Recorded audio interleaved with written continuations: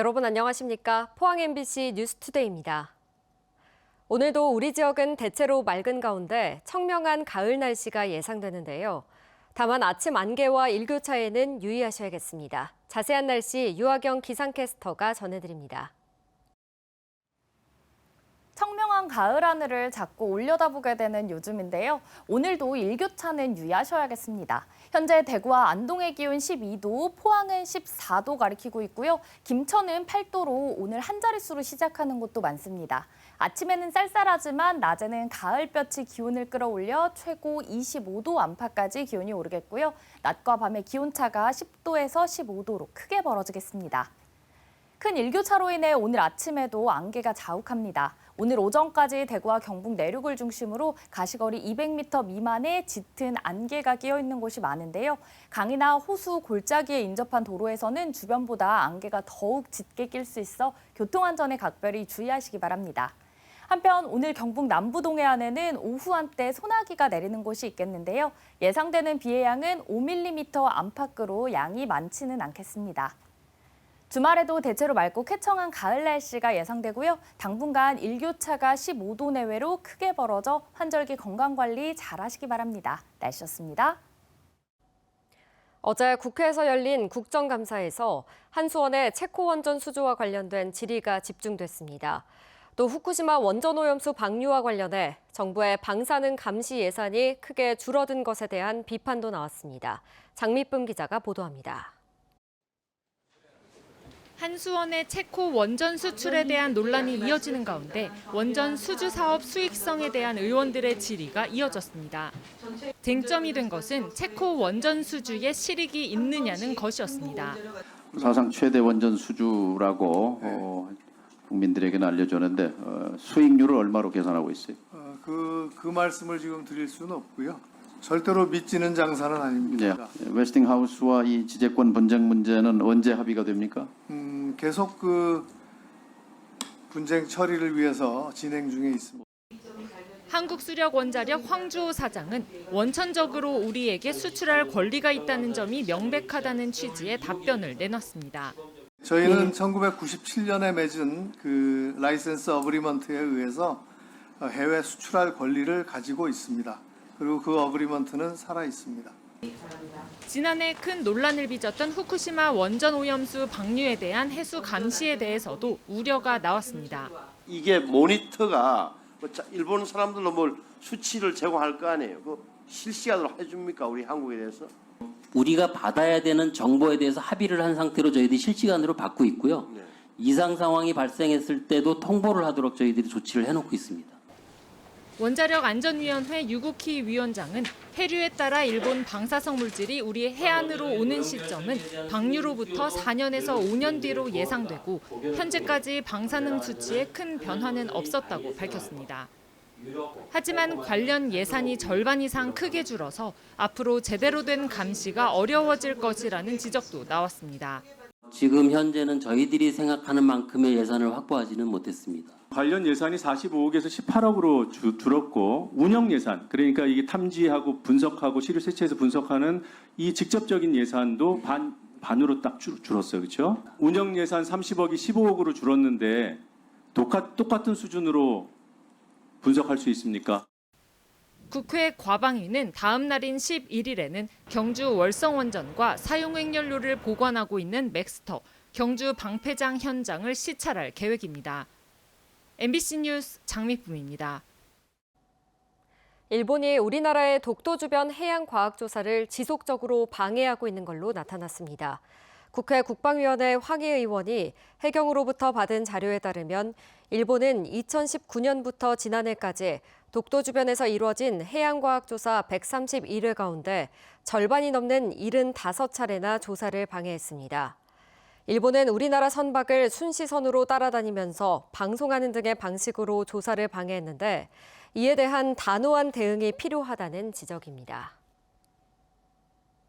지역 더불어민주당이 야당으로서는 이례적으로 대구 기초자치단체를 돌며 예산정책협의회를 열고 있습니다. 지역구 국회의원은 단 한 명도 배출하지 못했지만 국회에서는 예산을 쥐고 흔들 수 있는 다수당인 만큼 지역 현안 사업의 예산을 많이 확보해 지역 정치권에서 존재감을 보여주기 위해서입니다. 권윤수 기자가 보도합니다. 더불어민주당 대구시당 당직자들과 대구 달성 군수, 관계 공무원들이 현안을 논의하기 위해 머리를 맞댔습니다. 상대적으로 개발이 덜 된 달성구는 도로와 철도망 구축 등 국비 비중이 높은 사업을 많이 추진하고 있습니다.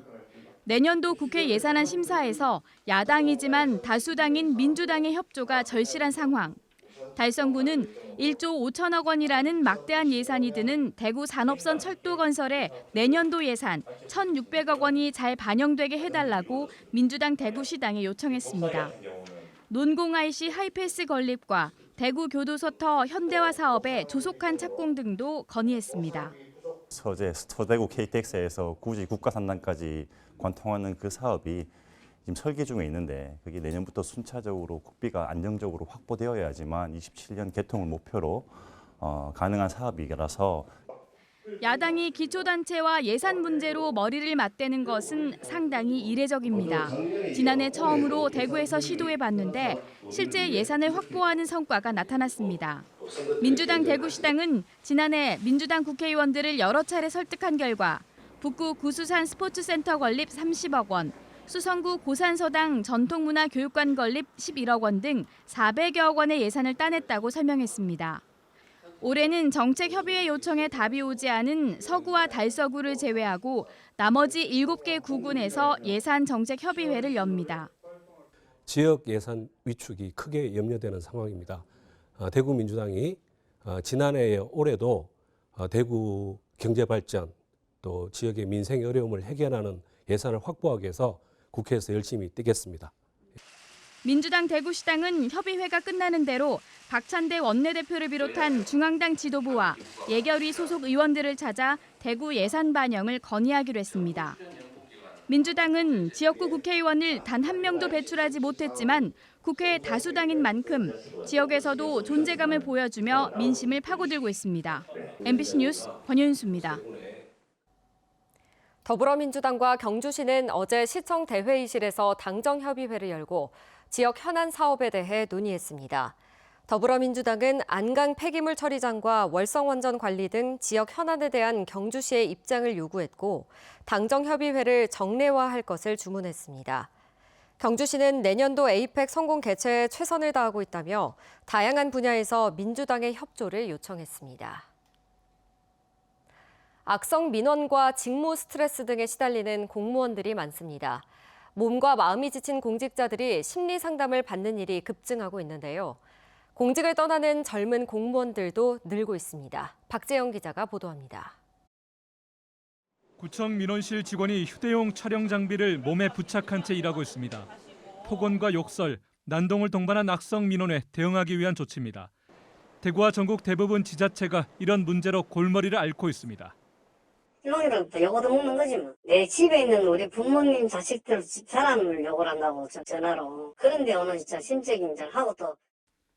대구 달서구에선 지속적인 비방과 조롱 섞인 민원에 우울증 진단을 받은 공무원이 휴직해 노조가 대책 마련을 촉구하고 나서기도 했습니다. 공무원의 정신적 피해가 늘면서 대구를 비롯한 전국 9곳에서 공무원 마음건강센터를 운영하며 공무원과 가족의 심리적 상담을 지원하고 있습니다. 더불어민주당 한병도 의원이 인사혁신처로부터 받은 자료에 따르면 대구 지역 공무원 마음건강센터를 이용한 인원이 지난 2020년 2,432명에서 2023년 8,624명으로 3년 사이 3.5배가량 늘었습니다. 이용자 증가는 악성 민원과 직무 스트레스 등이 큰 영향을 미친 것으로 분석됐습니다. 지난해까지 4년간 직장 내 문제로 상담을 신청한 2만 509건 중 직무 스트레스가 13,217건, 조직 내 갈등이 4,477건으로 80%를 넘었습니다. 직급별로는 6급과 7급, 연령별로는 30대와 40대가 가장 많이 상담했습니다. 개인에게 마음건강센터 이용을 장려하기 전에 이런 경직된 공직 문화를 좀 개선하는 일이 선행될 필요가 있고요. 악성 민원인들에 대해서도 지자체의 개선 노력이 필요하다고 보입니다. 악성 민원으로 인한 스트레스, 경직된 공직사회 문화, 적은 임금 등의 원인으로 젊은 공무원들의 중도 이탈도 가속하는 추세입니다. 박정현 더불어민주당 의원이 인사혁신처와 전국 17개 시도로부터 20대와 30대 지방공무원 의원 면직 현황 자료를 제출받아 분석한 결과 2020년은 3,077명이었다가 2023년 4,144명으로 매년 증가세를 보입니다. 전국 지자체들은 연차 낮은 공무원들에게 장기 재직 휴가와 새내기 휴가 같은 새로운 제도를 마련하는 등 대책 마련에 애쓰고 있습니다. 하지만 휴가 같은 단기적인 대책 외에도 공직사회의 경직된 문화를 유연화하고 악성 민원을 근본적으로 차단하는 등 사회 변화에 따른 중장기적인 해결 방안이 필요해 보입니다. MBC 뉴스 박재영입니다. 경상북도의회는 어제부터 13일간의 일정으로 제350회 임시회를 열고 도정질문과 조례안 등 안건을 처리합니다. 어제 도정질문에서는 경주 선거구의 최덕규 의원이 소나무 재선충 방제 대책과 중저준위 방사성 폐기물 처분시설 유치지역 지원 사업에 대해 울진의 김재원 의원은 백암온천과 후포 마리나항 활성화 대책 등에 대해 질의했습니다. 회기 마지막 날인 오는 22일 본회의에서는 5분 자유발언과 각종 민생 조례안 등 60여 건의 안건을 처리할 예정입니다. 정부가 침체된 준공후 미분양 주택에 대한 세제 혜택 강화를 포함한 지역 건설 경기 활성화 대책을 발표했습니다.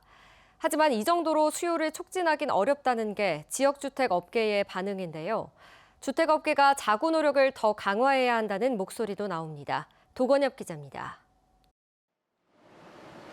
아파트 출입구에 바리케이드를 세워놓았습니다.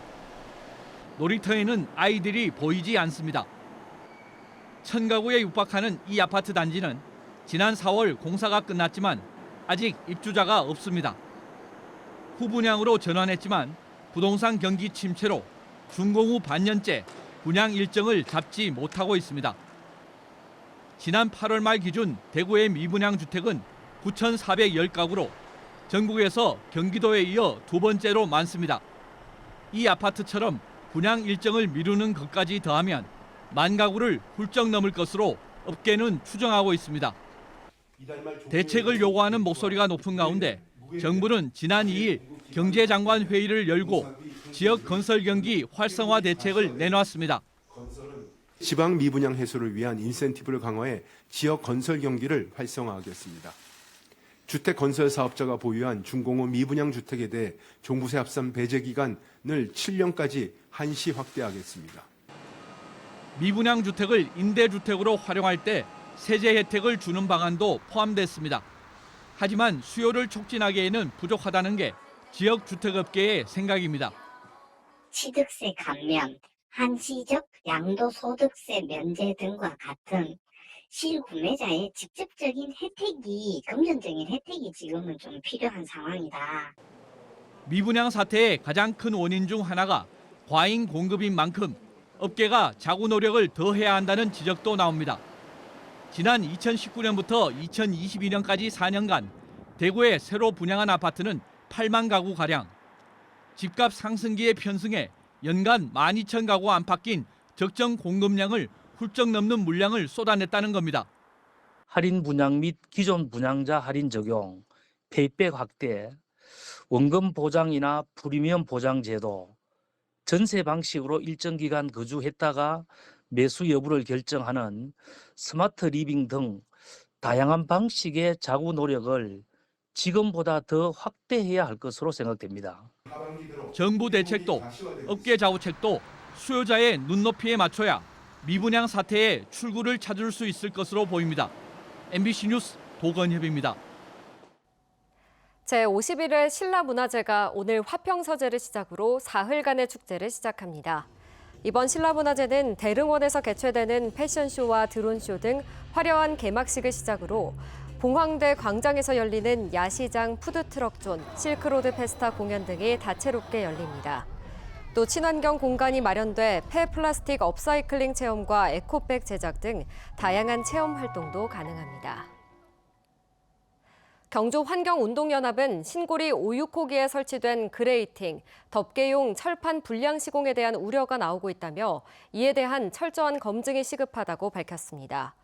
환경운동연합은 신고리 5, 6호기의 우수로를 덮고 있는 철판이 미끄러짐 방지 성능이 없는 부적합 제품으로 시공됐다는 내부 제보에 대해 한수원이 4년째 제대로 검증을 하지 않고 있다고 비판했습니다.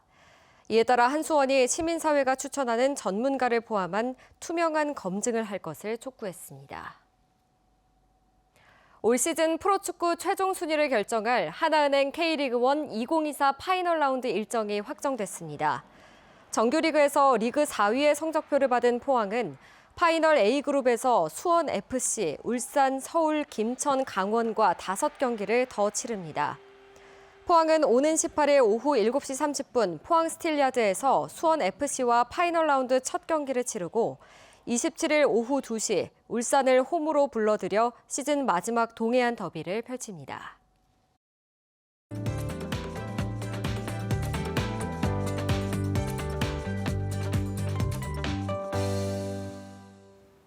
청명한 가을 하늘을 자꾸 올려다보게 되는 요즘인데요. 오늘도 일교차는 유의하셔야겠습니다. 현재 대구와 안동의 기온은 12도, 포항은 14도 가리키고 있고요. 김천은 8도로 오늘 한 자릿수로 시작하는 곳도 많습니다. 아침에는 쌀쌀하지만 낮에는 가을볕이 기온을 끌어올려 최고 25도 안팎까지 오르겠고요.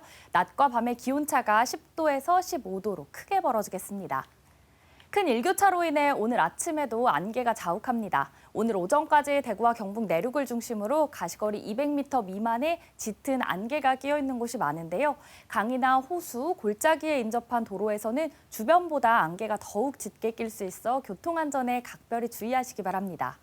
한편 오늘 경북 남부 동해안에는 오후 한때 소나기가 내리는 곳이 있겠는데요. 예상되는 비의 양은 5mm 안팎으로 비의 양이 많지는 않겠습니다. 위성 영상입니다. 오늘 전국적으로 중국 중부지방에서 동쪽으로 이동하는 고기압의 영향을 받겠습니다. 자세한 지역별 날씨 보시면 오늘 우리 지역 대체로 맑겠고요. 경북 남부 동해안은 오후에 가끔 구름만 많겠습니다.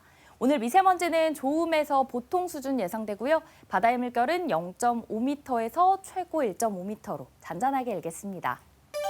오늘 아침 대구의 기온 12도, 구미는 11도로 시작해서요. 낮에는 대구 25도, 구미는 24도까지 오르겠습니다. 안동의 현재 기온은 12도, 봉화는 9도로 출발합니다. 낮에는 안동 24도, 봉화는 23도로 일교차가 크겠습니다. 포항의 아침 기온은 14도, 경주는 11도로 시작해 낮에는 포항 23도, 경주는 25도 예상되고요. 경북 동해안은 너울성 파도가 높게 일겠습니다. 주말에도 대체로 맑고 쾌청한 가을 날씨가 예상되는데요. 당분간 일교차가 15도 내외로 크게 벌어져 건강 잘 챙기시기 바랍니다. 날씨였습니다. 이상으로 포항 MBC 뉴스투데이 마칩니다. 시청해주신 여러분 고맙습니다.